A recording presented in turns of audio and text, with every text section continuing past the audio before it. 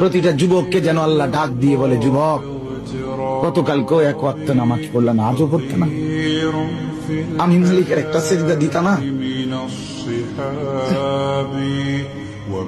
আল্লাহ যেন ডাক দিয়ে বলে ফজরের ওয়াক্তে, আমার বান্দা আজও কি সেজদা দিবে না আমারে? আজও এভাবেই যাবে?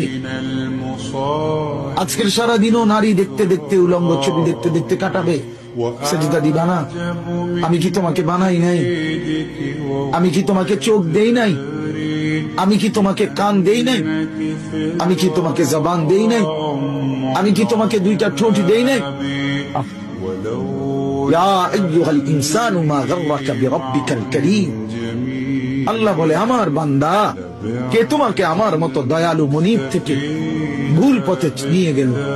কে তোমাকে পথ হারা করে দিল? আমার চাইতে আপন জন তুমি কাকে পেল? এত বড় আসমান যিনি দিলাম, আমি আপন হইলাম না?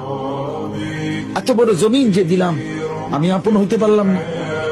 প্রতিদিন তোমার চোখে ঘুম পাড়ায় দেই, আমি সেই মালিক, আমি আপন জন হলাম না? প্রতিদিন আবার ভোরবেলা উঠতে গেলে আমি তো ঘুম থেকে জাগিয়ে দেই, সেই আমি মালিক আপন হলাম? বলেন না বাপ, বলেন। আমার বাপ বলেন, একজন যুবক ভাইয়া তুমি ভাবো, তুমি ডানে বামে তাকাইও না, দয়া করে অনুরোধ। আরেকজনের দিকে তাকে, তুমি ভাবো, তুমি ভাবো, একা ভাবো, একা একজন ভাবো, একজন। তুমি ভাবো দোস্ত, ডানে বামে তুমি দেখো না। তুমি ভাবো মালিক তোমার কাছে কি একটা সেজদা পায় না?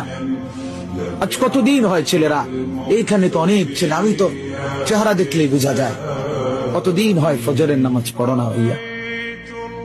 বলো তো, বলো না বাপ। মালিকের চেনো না আজ কতদিন? আফা আমিনা আহলুল কুরা আন ইয়াতিয়াহুম বাসুনা বায়াতাও ওয়া হুম নাঈমুন। আল্লাহ তাআলা বলে, ও জনপদবাসী, মহল্লাবাসী, ও গ্রামবাসী, আমি আল্লাহ থেকে নিজেকে নিরাপদ কেমনে ভাবলা? আমি আল্লাহ তো চাইলে ঘুমন্ত অবস্থা